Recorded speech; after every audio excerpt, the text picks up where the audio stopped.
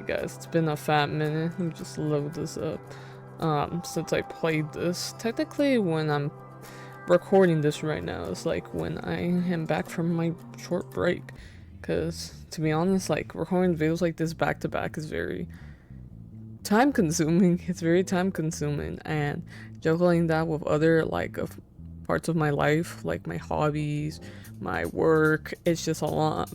It doesn't mean it discourages me, it just kind of, it's very tiring, and my physical health is like affected by it.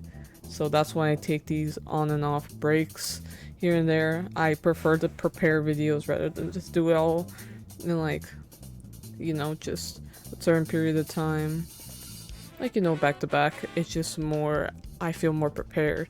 But at the same time, I also don't want to push myself and make also poor quality videos of me not being able to say everything I want to say, because I notice as well that when I'm very strained and very tired that I sometimes just say random stuff. I don't even know what I'm saying most of the time. It's just, yeah, it's just a lot. So sometimes I feel like I have to kick my feet back in some days and just do whatever I just do, take care of my other stuff. And yeah, although these are recorded in certain period of times, they're kind of just here and there. But yeah, we're back at it again though with Highway Blossoms.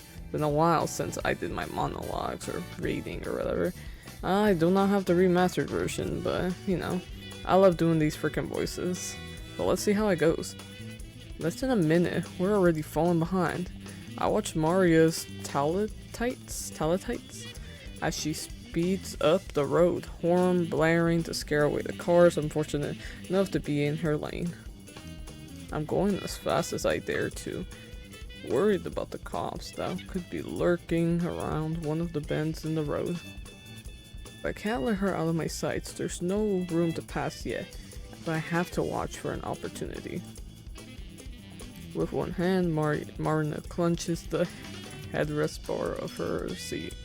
Then she leans over and past my face, nearly causing me to swerve from shock.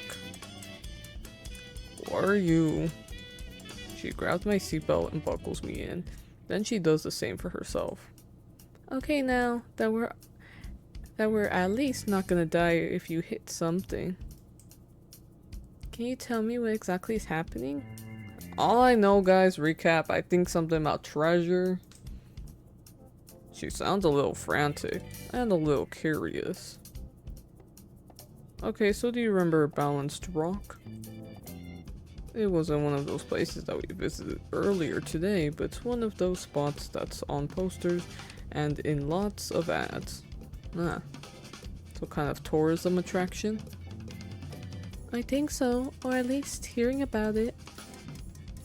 There used to be another really famous rock right next to it. Smaller but similar shape and everything. They called it Chip Off the Old Block. Oh, block. It's like Brock? It's like Pokemon? No, that's Block. What do you mean used to be? I was getting to that. A long time ago, like 50 years or something. It fell. Now you can't even tell it apart from the rest of the rocks on the ground. 50 years. So that was... Her eyes go wide in understanding, a fact which I look away from Mario's rear to take in. So, it was still standing when the miner came through? Yeah, exactly. I'll bet you anything he had treasure between Balanced Rocks and what used to be the chip. I look over again to smile at her, only to see a genuine admiration and awe in her face. Her eyes are wide and her mouth slightly open. Like always, I can't look at her for too long, or it starts to make me uncomfortable. Nothing I've said or done is that impressive. Even Maria knew about Chip. But instead of singing my praises again, she just faces ahead with a little smile. Then her face crumples up. Amber! I see it. A semi has begun, pulling out into the road ahead of us. There's no passing lane, so I can't get around him that way. Damn it! I tap the brakes, since I'll have to stop and wait for him to get onto the highway. Ahead, I could still see Maria, but just barely. A few of the cars between us have exited, but her lead has grown. And so, I make a quick and reckless decision. Hold on to something. Hello, we're about to swerve. We're almost gonna crash. What are you? I don't wait for her to finish her question, since she grabs onto her seat as she asks it. To answer, I yank the wheel to the left into the other lane, even though it's a no-pass zone. Headlights far ahead are speeding towards us, maybe a quarter mile away. Getting closer. A concrete barrier prevents me from going any further to the left. I smash the gas pedal to the floor, putting all my weight on it. Marna begins to moan and dread at the oncoming car. It's a worthless sound, or maybe the start of my name. My heart is in my throat. I can feel the beads of sweat on my forehead. One slides down into my eye, but I can't wipe it away. We're even with the semi now. It seems to be stopping. He probably noticed me and is waiting for me to complete my illegal pass. We're gonna kind of, you know how sometimes there's like a divided street, but sometimes it's like one direction traffic, another one's basically the whole line, the street, how it has one straight line. If it has one straight line, you can't, pass into to the other lane, but if it has, kind of, you know, divided, if the line is kind of like, you know, cut, it's just multiple, like, lines, and it's not just one straight line, I think that's when you can kind of pass safely. But, you know, in this case, Amber might be doing some illegal stuff. The car ahead of us is close enough. I could see it in our headlight beams. It's a maroon SUV. They're braking as they approach. I'm still accelerating, going so fast that I couldn't stop in time, even if I wanted to. Like a missile, we shoot forward. I'm at least double the speed limit right now. We come to even with the front row of the semi, which is hardly rolling. The SUV has come to a complete stop, but there's barely any room between it and the semi now. And then suddenly, we're past the cab of the truck. The wrench of the wheel to the right, hard right, throwing us back into our own lane. We zoom past the stopped SUV, who gives me a well-deserved horn blaring. The bassy sound of the semi's horn also booms behind us. But it doesn't matter, because we're okay. We didn't die. A need to breathe hits me, and I realized I'd been holding it in.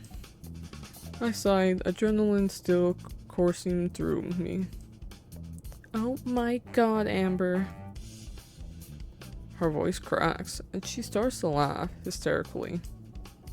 I do too, laughing away the anxiety of the last half minute. It felt like much longer. And it's not entirely over yet. Don't get too comfy. Her hands shoot back to where she was hanging on. Uh-oh. She's ahead. Maria still has a lead, but it's shrinking quickly. I wonder if she saw how I caught up. Jamming the gas pedal down again, I start to narrow the distance even more. She takes an exit for Archers, just a few seconds ahead of me. We blaze through an entry point, flashing our passes at rangers who barely have time to check them. Even in the darkness, there are a lot of people on the side of the road. I wonder if anyone else had the same realization we did about Chip. Mario's starting to gain ground again, so I mashed the accelerator farther down. But her motor home is newer than mine, and it's hard for me to keep up. If I'm going to be there, I'll have to do it soon. I check to make sure that Marna's still holding on tight. She is. Just a few seconds behind Maria's RV, I illegally swing into the other lane yet again. Whoa! Oh my gosh, wait. This is even more risky because of the way the road curves from the canyon. An oncoming car could round a bend and completely blindside us. Yes, it's freaking funny. Wait. Okay, I see them. I hope that doesn't happen. This is a heated rivalry. No pun intended. Peak right there. Peak. You don't know. Good K-drama right there. By pushing the RV its absolute limits, I'm able to break even with Mario. Looking over, I could see a wild flare in her eyes. Her disheveled, her expression changes to one of shock when she notices us beside her. I relish in the look of disbelief as I nudge the wheel to the right. There's a god-awful scraping as the motorhome brushes against Maria's. Her eyes as well as Marina's widen. Seconds after we pull apart, Mario's vehicle lurches towards us, and again there's a sound that makes me want to rip my ears off. I fight to keep control of the motorhome and stay on the road.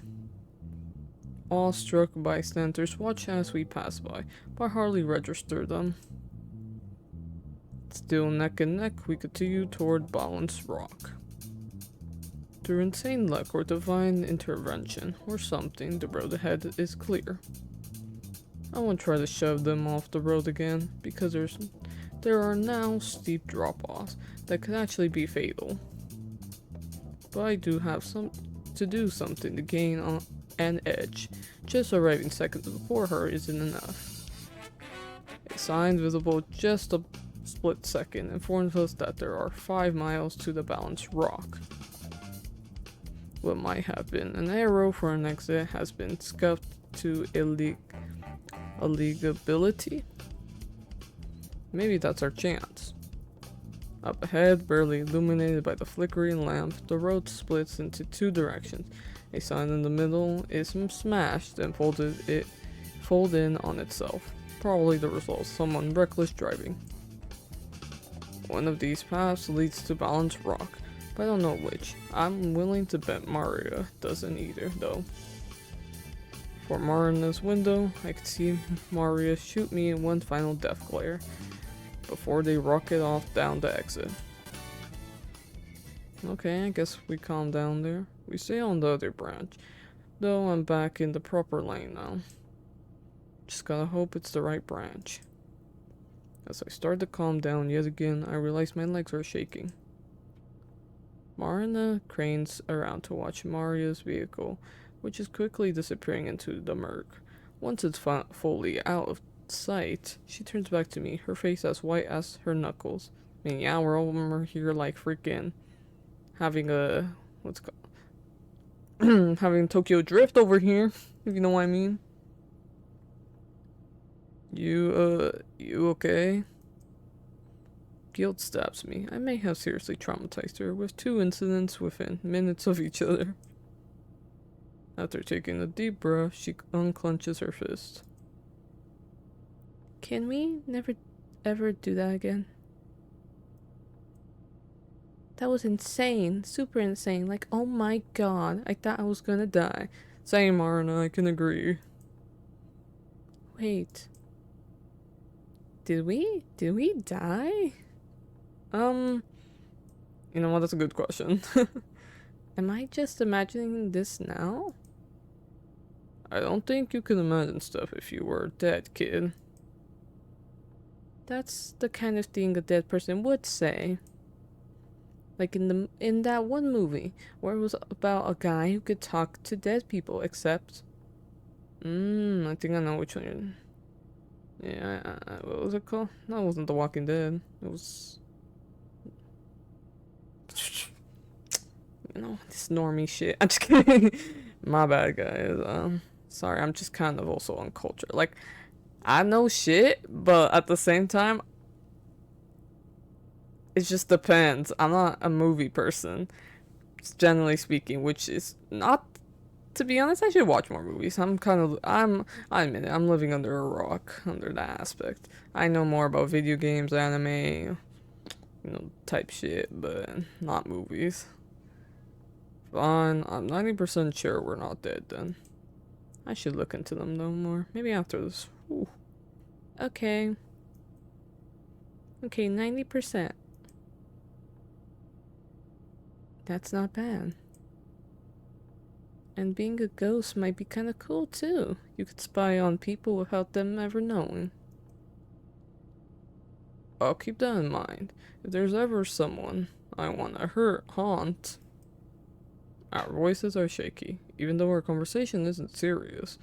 I keep checking the rear view, expecting to see the headlights of Maria's approaching vengeance. But so far, we're in the clear. Each passing minute that we don't see the rock itself, though it makes me worried that we took the wrong turn. We're on the verge of turning around and tailing Maria. Another sign suddenly loops up ahead of us. We've reached Balanced Rock. I slow down as we approach the parking area. While not empty, there are far fewer people here than there were at Double Arch earlier today. A good number of them look like they might just be sightseers, since they're just standing around, talking, or looking at the stars instead of searching. Parking is easy, since there are a lot of open spaces. When I stand up, my legs wobble. I stumble, grabbing Marina's shoulder for support. She smiles at me, but doesn't say anything. No more jokes to crack. It's time to get serious. We grab our equipment and hurry into the night air. Ooh, all aesthetic. Okay, I see. Solid ground feels foreign after rocketing motorhome. This must be what it feels like to return from a voyage at sea. Marna and the landluber doesn't seem to be having any trouble now that we're not barreling along the highway. Dang, I need water. Or maybe it's also because of my fan. I'm getting kind of parched. The spring in her step has returned. I worry that she's going to bang the metal detector against the ground as she half walks, half skips. Some of the other people watch us go, but no one follows or says anything. They probably assume we're just next in line of failures. A line which must be pretty long, given how much trash and misplaced earth there is around here. Pangs of guilt remind me yet again of a broken brick at the Canyon de Chile. I make my umpteenth resolution to be more careful. Just ahead, Marina's come to a stop, head tilted back, and I could tell she's admiring Balanced Rock. Its certainty, an impressive view.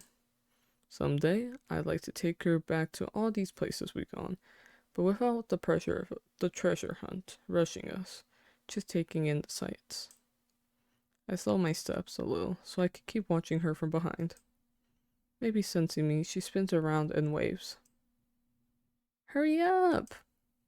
Yelling, and even though I'm close enough to hear her normal volume level, I pick up the pace once more. So, where's Chip? Where was Chip? Over there, to the right. One of the rocks is named Chip or something? Also, damn, I look really... Wow. You can barely see me over here. Oh my gosh. There's a large stone beside the Balanced Rock itself, with a short slope between them. It was right at the edge of the little hill. So, where's the pile of rocks? So, where's that pile of rocks is now? So, where's that pile of rocks is now, huh? Yep, that's the spot. You can't tell from that there used to be anything there, but I've seen pictures in atlases Gramps kept around, or in the history books he liked to read. Compared to Balanced Rock, Chip off the old block looked tiny, but it was actually a decent size. There's a pile of stones at the base that there are probably chips remained. They're indistinguishable from the rest of the red rocks though. Some are big as my head, or even bigger.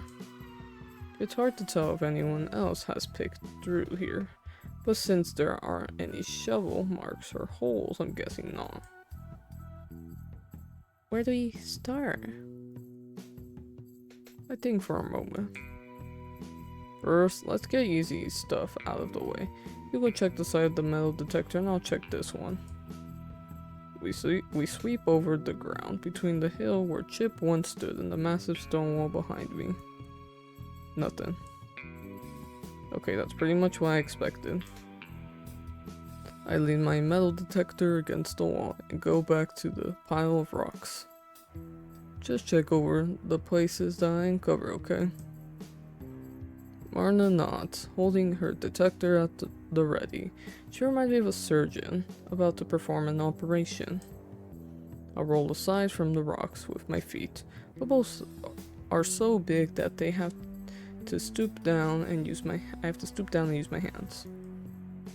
There are even more of them than I thought, and I'm soon sweaty and sore. Do you want any help? Nah. I'm panting. Just keep scanning. She does so, dutifully, retracing my steps. Still nothing. After a couple minutes, I stand and take a swig from my water bottle. I'm glad I remembered to bring them this time. Marna sets down her metal detector to do the same. Time to take our swigs. Do you think Tess and them are okay? Why wouldn't they be? Don't you think Maria's gonna flip out when she realizes she took the wrong turn? Probably. That's her fault though. Not like you would have let her go down this side of the road. Hey, I did what I had to do. Uh-huh. But you're never doing that again, okay? If we get the next treasure too, I won't have to. When we get it, you mean? Right. When? Only one more to go after this. One more frantic search, and then I drain my water bottle and crumple it up before shoving it into my pocket. Breaks over. Back to work. I pop my back and resume moving rocks out of the way. I've been working from the outer edge of the rock pile inward since they're more concentrated in the center. Like a shadow, Marna continues to stick to me going where I go. Nearly 10 minutes of uninterrupted shuffling pass, but now I'm expecting Maria to have caught up or to get here soon. But she never arrives. Maybe she just gave up. Although knowing Maria, that's just wishful thinking. I've just finished moving a torso-side rock when it happens. A metal detector begins to chirp, bright and earnest. Marna and I exchange a look and I nod. I'll get the shovel. It's leaning up against the wall by the second metal detector. Marna grabs it and starts back towards me, then doubles back to set her detector aside as well. I move to take the shovel from her, but she holds it away, shaking her head. Nuh-uh, you move all the rocks. Yeah, but She frowns at me, and I could tell this is an argument I won't win. Okay, I'll be careful though. Be careful though. Don't throw out your shoulders. I know what I'm doing. Damn, girl's over here professional after the first time of fighting striking gold.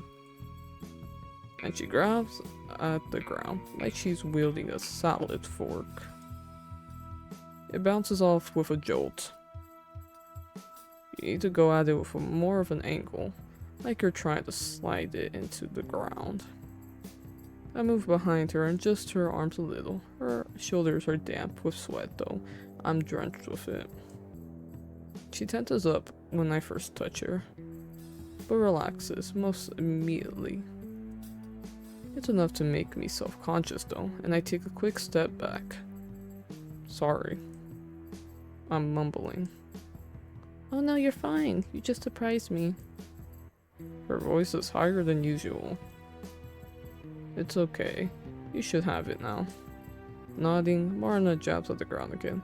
She scoops out a little bit of dirt and dumps it aside. Watching her dig is painful. Either the ground is hard or she's not strong enough to make fast progress. Whatever the reason is, it's slow going, but she refuses my repeated offer to take going. So with my hands on my hips, I watch as the hole very, very slowly gets deeper. She reached a depth of maybe a foot or so when the shovel dumps against something that isn't dirt. Our eyes instantly meet. I stoop down and brush a little bit of dirt away from the shovel blade. Sure enough, I can feel rough wood or just under my fingertips. Is it? Yeah, it is. Now she forces the shovel towards me. I don't want to mess it up. Okay, look out. She steps back a couple feet, but leans forward to watch. I scrape the dirt around the spot that we hit, trying to find where the edges are. Once I reveal one corner, I start to dig off thin slices of dirt next to it. Soon the outline of the whole box is visible. We struck gold again? I hear Marna suck in a sharp breath. My heart is pounding, with the same cautious excitement I felt at Shiprock. It hardly feels real, and yet, well, there's only a 10% chance that I'm dead, and it isn't. I lift the box off the ground with a blade of the shovel, and Marna plucks it off. It makes a familiar rattling sound as if she moves it. Amber! But I hold up a dirty finger to my lips. Not yet. Looking back towards the parking lot, I can't tell if anyone has seen us dig and find the treasure. Don't say anything until we get back to the car. She's quivering a leaf of excitement, but she manages to keep her mouth shut. Mouth mostly shut for now. But not before hissing out an excited, Amber! I just smile, and hoping that I look calm. Marna cradles at the box in the crook of her arm like an infant, doing her best to keep it hidden from onlookers as we head back to the motor home. She carries the shovel in her free hand, while I have both metal detectors. I don't even notice the soreness on my arms. Wow. Though it's not the first time, the excitement of sitting down in the front sealed box of gold feels fresh and new. This one feels heavier than the last one, and it rattles less. There's not as much empty space. Without being asked, Marna retrieves the screwdriver and hammer that I've been using to smash the locks. She sets them down in front of me, but I offer them to her. Care to do the honors? You sure? But she takes them. Yeah, why not? Her face lightens up, the look of happiness that's worth more to me than the gold. If I'd known it was the big deal to her, I would have let her do it back at Shiprock. It takes her a couple of tries, but she bashes the lock without even damaging the rest of the box. She looks to me to open it, but I shake my head. Nope, that's all you. But she shakes her head too. We work together to find it, so we'll open it together. I have a feeling she'll say that. She places her hand over mine, guiding it to the lid. Ready? Yeah. She maneuvers my hand to flip the box open. It's full of dulled colored nuggets like a moldy fast food meal. I take one out, bouncing it in my palm and feeling the heavy softness that's almost familiar by now. Then I pass it to Marna, who treats it with her usual reverence. She gently sets it back into the box and then smiles. We're pretty good at this whole treasure hunting thing, huh? I shut the box and nod. Yeah, we're not bad.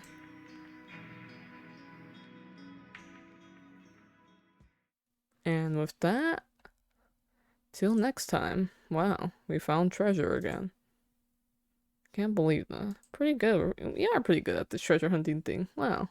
What an interesting development. Although we're over here in the high-speed chase, like in the Fast and Furious over here with Mario, we ended up finding the treasure, which is pretty nice if you ask me. You know, I think they mentioned about one more treasure, so they might have to go to a different location. So that means we probably are near the end of the game, I would say. I think we're more than halfway, because if you think about it, that's mostly the agenda, just finding the treasure. But yeah, hope you guys enjoyed. Make sure to like, subscribe, turn on notifications, comment down below if you guys want more videos like this, or any type of content, very open ideas, and yeah, without further ado, make sure to like, and see you guys next time. Bye, subscribe for more Highway Blossoms. See y'all.